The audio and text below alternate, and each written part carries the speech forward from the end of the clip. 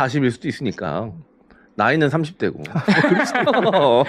그럴 수도 있겠네요. 굉장히 마르신 스키니하신 30대일 수 예, 있습니다. 그럴 수도 있습니다. 속단하고 예단하면 안 됩니다. 예, 알겠습니다. 좀 반가운 마음이 저도 40대라서. 예. 네네.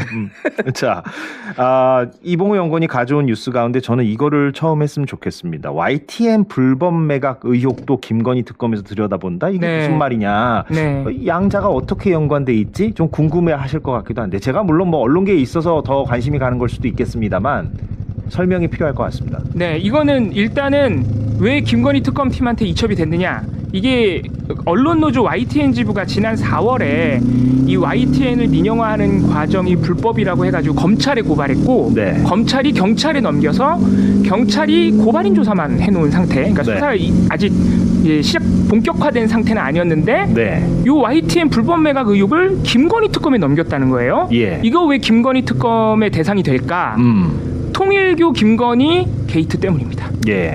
왜냐 뭐 기억하시겠지만 통일교가 2인자 윤영호 씨를 통해서 김건희 쪽에 임기 초반에 2022년 4월부터 7월 사이에 금품을 아주 많은 금품을 샤넬백 포함해서 제공을 했고 그 시기에 뭐 구체적으로는 2022년 3월에 이제 윤석열을 독대했다고 하는데 그때 여러 가지 통일교 현안을 청탁을 넣었다는 거 아니에요.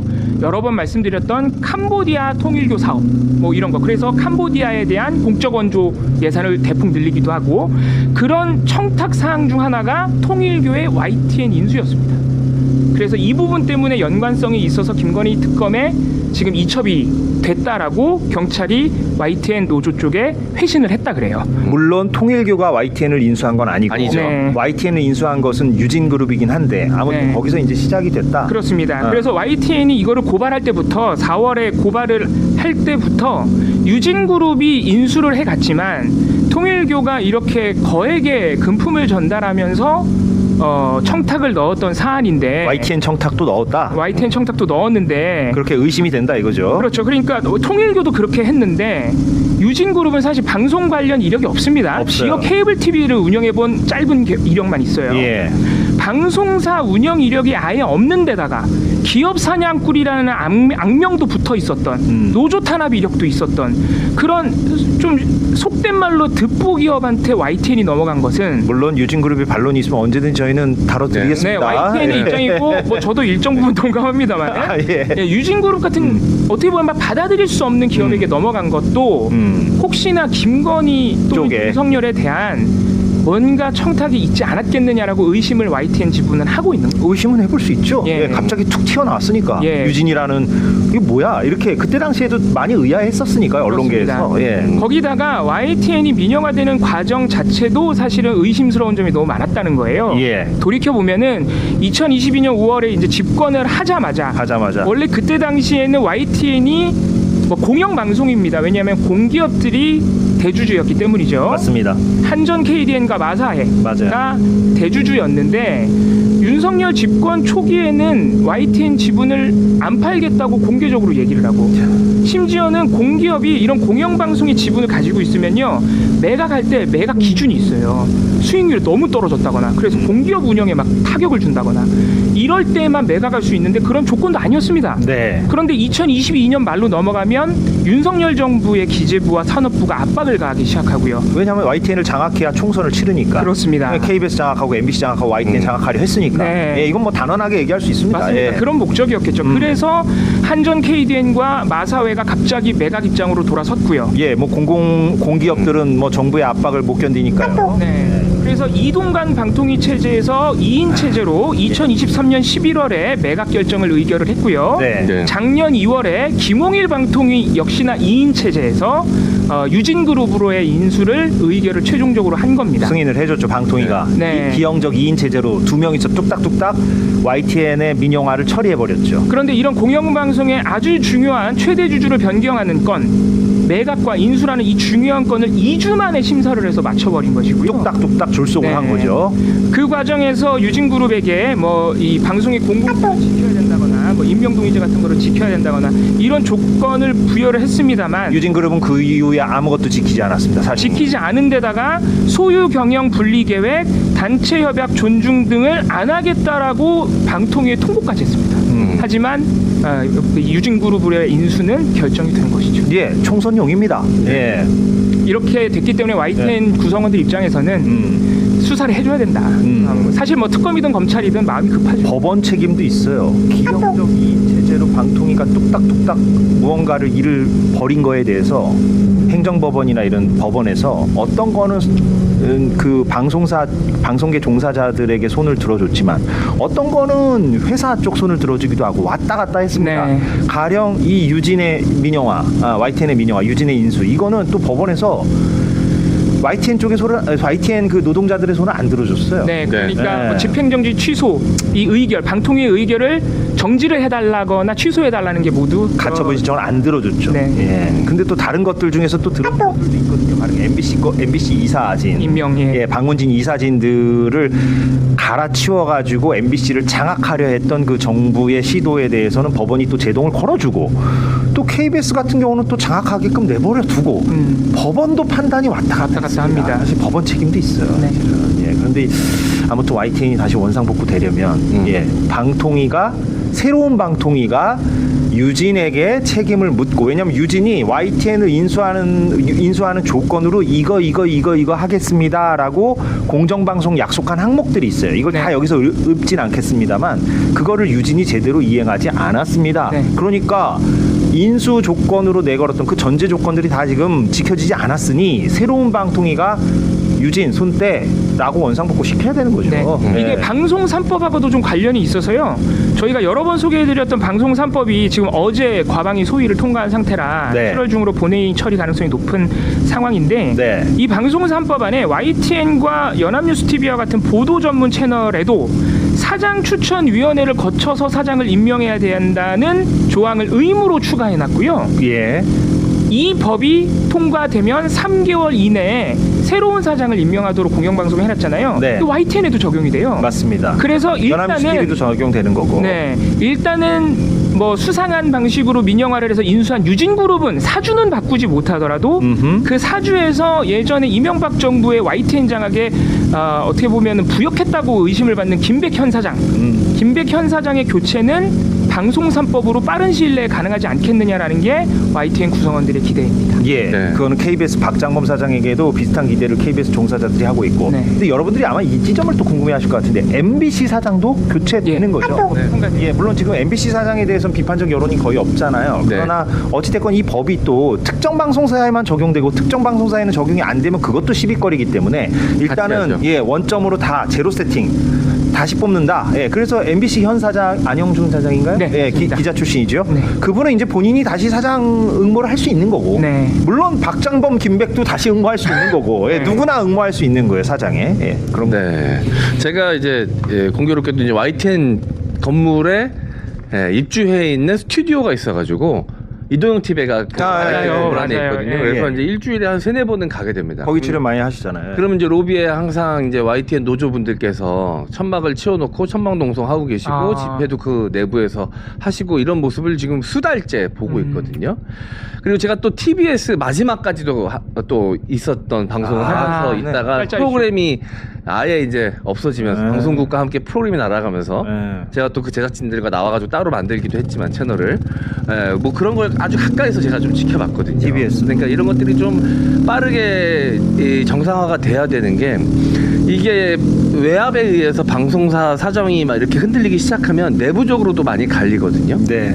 이런 사안에 대해서 좀 둔감하신 구성원들도 있고, 맞아요. 좀 민감하고 목소리 높여서 이야기하는 분들도 있고, 그럼 같은 동료인데 그 안에 이제 갈등이 생기기 시작하는데 나중에 너무 늦게 정상화가 되면 그 사이에 간극과 상처가 너무 깊게 남아요.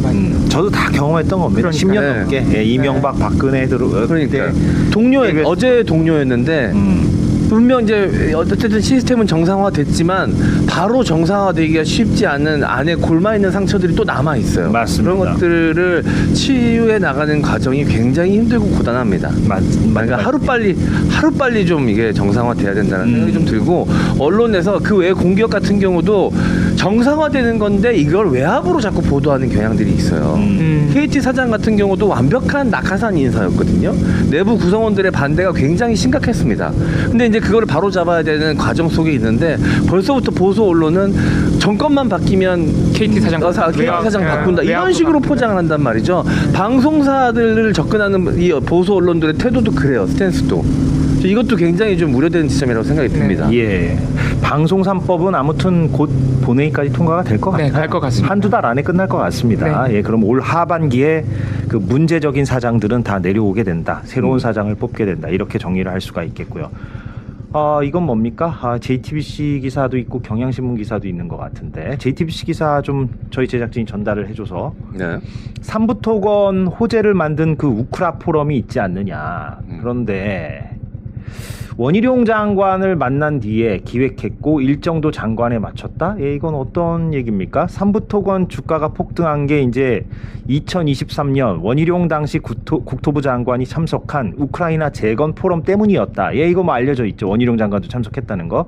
근데 삼부 측도 여기에 참여해서 우크라이나와 MOU를 맺은 뒤 대대적으로 이제 홍보를 했다. 그런데 JTBC가 그 포럼을 원희룡 장관이 참석했다는 그 포럼을 기획한 관계자를 취재했다. 그 기획 자체를 원희룡 장관과 만난 뒤에 했다고 말했다. 그 관계자가. 모든 일정을 장관에 맞춰서 했다. 예.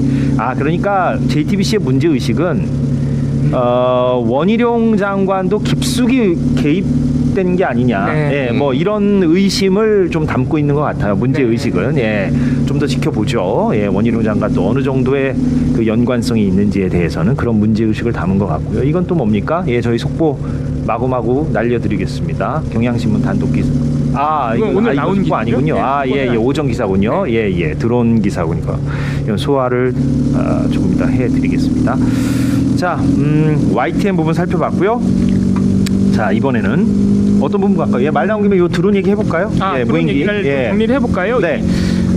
작년 10월에 북한이 발표했던 평양 무인기 침투 사건과 관련해서 계속해서 속보가 나오고 있죠? 추가 정황이 나오고 네. 있습니다. 특히 6월 30일부터 이제 MBC가 처음 보도했고 특검도 입수했다라는 이 드론 사령부의 현역 군인의 증언 녹취. 네. 이게 내용이 한 번에 보도되면 참 좋을 텐데 계속 조금씩 매일매일 보도가 되고 있는데 그런 푸념이 무의미할 만큼 하반기 내내 이럴 겁니다. 그렇습니다. 하반기 내내 삼특검에서 지금 조각조각 정보들이 쏟아질 것이고 그것을 언론사들이 얼마나 쏟아내겠습니까? 그러니까 이봉영거는 숙명처럼 그것을 받아들여야죠. 네.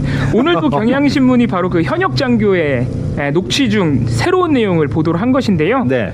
내용은 이렇습니다. 김용대 드론 사령관이 무인기 침투 지시가 처음 있었을 때는 이 참모들 심지어는 소령급까지 모두 전파를 해서 적극적으로 다 작전에 참여를 시켰는데 평양에 무인기를 보내라는 지시가 반복되자 처음과 달리 굉장히 부담을 느껴서 중령 이상급에게만 소수에게만 작전을 공유하면서 무인기를 날렸다. 예. 그만큼 위험하고 비정상적인 작전이라 느껴서 말이 새어나가는 것을 두려워한 것이다.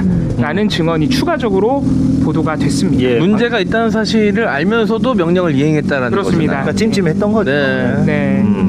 그리고 오늘 또 오마이뉴스가 보도한 새로운 내용도 있는데요. 네. 이미 이것도 어제 나왔던 건데 우리 드론 사령부가 무인기를 평양에 보낸 것으로 강하게 의심되는 날짜 중 하나가 10월 8일이죠. 네. 이 북한이 실제로 발표한 날짜이기도 합니다. 네. 그 10월 8일에 김용현이 이 드론 사령부에 300만 원의 경력금을 줬다는 게 어제 보도가 됐어요. 네. 하필이면 그날 줬다는 게 상당히 의심스럽잖아요. 네. 수고했다 이거죠. 그렇죠. 근데 추가적으로 드론 사령부뿐만 아니라 10월 23일에 국군 심리전단에도 똑같은 명목, 군사 대비 태세를 잘했다라는 명목으로 똑같은 액수인 300만 원을 지급을 했다는 것입니다. 심리전단이 뭐 하는데 이제 설명을 해본다. 네, 국군 심리전단은 말 그대로 대북 심리작전을 수행하는 부대이기 때문에 예.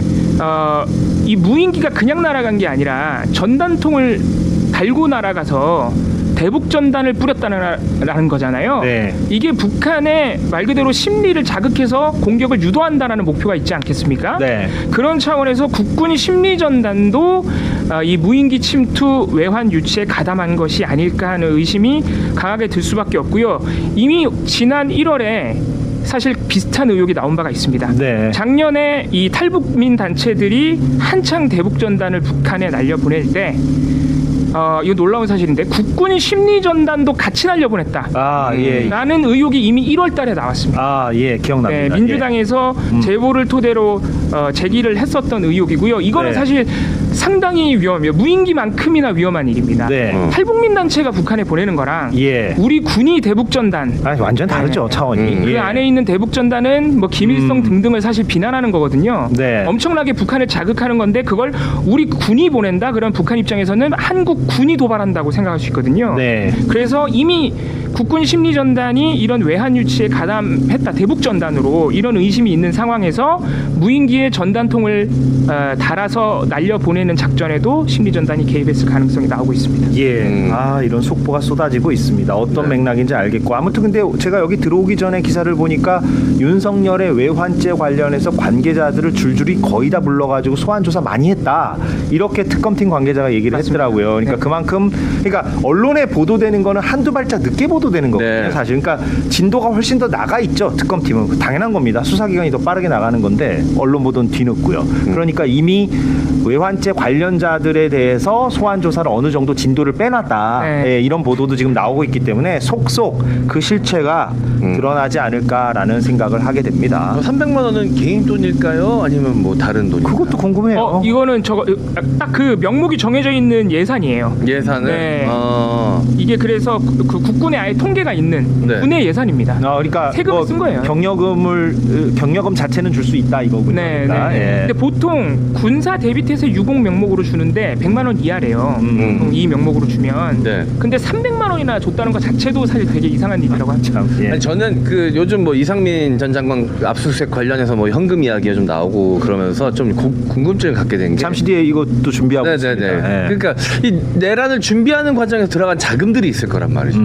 그런 자금들은 어떻게 준비하고 어떤 명목으로 썼을지 사실 이런 것도 또 앞으로 나오겠지만 특검의 수사로 궁금하네요. 굉장히 궁금해요. 네, 그러네요. 저는 그래서 그 이상민 전 장관 관련된 현금 이야기가 사실이라면 그런 식으로 쓰였을 가능성에 대해서도 우리가 생각을 해봐야 된다. 이런 생각이 좀 많이 들더라고요. 예, 만약에 지금 이렇게 자연스럽게 흘러가는 진행을 제가 추구하니까 네. 이런 MC 장관의 말을 받아가지고 간다면 곽수산 픽으로 가는 게 맞는데 네. 곽수산 씨가 숨을 돌릴 시간이 필요가 아니요, 저 준비됐습니다. 아니에요, 안녕하세요, 아니에요. 너무 늦어서 죄송합니다, 여러분. 네. 저는 바로 받아서 갈 수 있습니다. 아니에요. I'm ready. 이상민 도는 잠시 뒤로 제가 빼겠고요. 아, 그래요? 네, 곽수산 씨 조금 적응할 시간 드리고 물론 맨날 오긴 하지만 퇴근길이라서 저희 제작진이 이런 속보도 저한테 전달해 들고 있는데 사고 소식인데 수도권 제1순환고속도로 소래터널에서 차량 화재가 있었다. 그래서 인근 통제 중이다. 이런 속보가 들어와 있으니까 혹시 이 근처 지나시는 분들은 참고해 주시면 좋을 것 같습니다. 예, 5만 분 넘게 지금 시청해 주고 계시니까요. 아마 퇴근길에 집으로 돌아가시는 분들도 있을 테니까요. 해외에서 이렇게 사연 다시는 분들이 매우 많아요. 특히 저희 이재석이 네. 공공특보는 H리님은 뉴욕인데 평일에는 재방송으로 나중에 재방송으로 보고 오늘은 목요일 밤이라 라이브로 듣습니다. 이렇게 해주셨고 에린 장님도 안녕하세요. 미국은 오늘 독립기념일이라 휴일입니다. 7월 4일. 네. 독립기념일. 그러네요. 아니다. 카츠사 근무하시면서 이날 뭐 좋은 거 먹었구나? 그쵸? 예리. 진짜요? 진짜 좋은 거 이거지. 먹었지? 아니 그게 네, 좋은 거 아니라 먹어. 가추사를 일단 이거 다 있고요. 네. 편한 마음으로 생방을 시청하고 계시대요. 에린장님이 지금 시각이 새벽 4시 40분. 와. 하루 뉴스를 잘 정리해 주셔서 고맙습니다. 가추사 복무하면 그 미국 그 명절도 쉬거든요. 네. 그러니까 이렇게 그 7월 4일 한국 명절 쉬어, 미국 명절 괜히 쉬어. 얘기했다. 그럼 언제 근무해? 괜히 얘기했어. 다 쉬면. M장님 오시는 날 카투사 얘기하시면 안 돼요. 그러니까요. 추석 따로, 생스기빙 따로, 뭐 이렇게 다. 아 그러네. 추수감사 따로. 복무 기간은 똑같아. 어허. 자해행위를 했어요. 야. 왜 그래? 내가 오늘 집중력이 좀 떨어져 있어요. 금요일이라. 예. 크리스마스도 뭔가 좀 특별하게 쉽니까? 크리스마스는 똑같이 그냥 쉬지 않을까요? 할 말이 많은데 제가 지금 안 하려고. 뭔가 특별한가 보다. 아니, 특별하게. 특별한가 보다. 여기까지만. 제가 제 자해행위입니다. 더 얘기하면 할 말 많죠. 그래요? 되게 뭔가 얘기할 게 많은데 에피소드는. 네. 제 기억에는 크리스마스에 저희 행복아님이 오늘은 내가 너희의 산타다 하면서 몇 가래를 전달해 주시면서 눈을 치우자라고 했던 기억이 정확하게 나는데요. 이거 보통 한국 군인 큰일이야. 출신들은 예. 한겨울이기 때문에 눈 치우는 기억이 있죠. 그렇죠. 저는 그때 전북 지역에 기록적인 폭설이네요. 면장갑 한 장을 끼고 무너진 축사를 복원하러 댕겼던 대민지원 나가셨구나. 대민지원 나갔다. 저의 책임이지만 에린장님도 야속합니다. 아니 왜 M1 시청자 아니 에린장님한테 탓을 돌려요. 왜? 네, 농담입니다, 에린장님. 근데 제가 왜 이 얘기를 했을까? 혹시 그때 뭐 칠면조 드시고? 아니 얘기할 게 많아요. 근데 네. 안 하겠습니다. 네. 얘기할 게 많습니다. 예. 그때 살짝 걸렸던 동상이 또 아쉬워. 네. 바로 넘어가야 되겠다. 이제는 M장표로 가야겠습니다. 자, 오늘요, 여러분들 아시다시피 참 뭐 말도 많았던 그 검찰 인사요. 아직 검찰총장은 누가 될지 모르겠습니다만 아무튼 검사장들이 오늘 출근을 했습니다. 동부지검장, 중앙지검장, 남부지검장 등등. 그래서 검사장들이 오늘 출근하면서 어떤 말을 했는지를 좀 살펴보고자 합니다. M장이 준비했습니다. 네, 자 오늘의 M장 픽 첫 출근한 신임 검사장들의 출사표로 가보도록 하겠습니다. 좋습니다. 자 먼저 정진우 서울중앙지검장입니다. 아하. 네, 첫 인사에서 의미 있는 한마디를 던졌습니다. 자, 검찰개혁 논의의 시작점이 됐던 우리 스스로의 권한 행사에 대해 이제는 솔직히 돌아보고 잘못한 부분은 바로잡아야 한다라며 메시지를 내놓은 겁니다. 예. 이 전국 최대 검찰청을 이끄는 중앙지검장이 사실 굉장히 의미가 있는 자리죠. 취임 첫날 이런 자성의 목소리를 낸 건 적지 않은 의미가 있다라는 평가입니다. 전임 중앙지검장이 이른바 이제 출장 조사하고 도이치모터스 주가 조작 의혹 불기소 결정 등 논란을 겪었던 이창수 전 지검장이었던 것 다들 기억하실 겁니다. 자, 많은 논란을 낳았던 자리에 오른 만큼 이제 검찰권 남용에 대한 자성과 책임의 메시지를 조직 내외에 좀 보인 것으로 해석이 됩니다. 예. 네.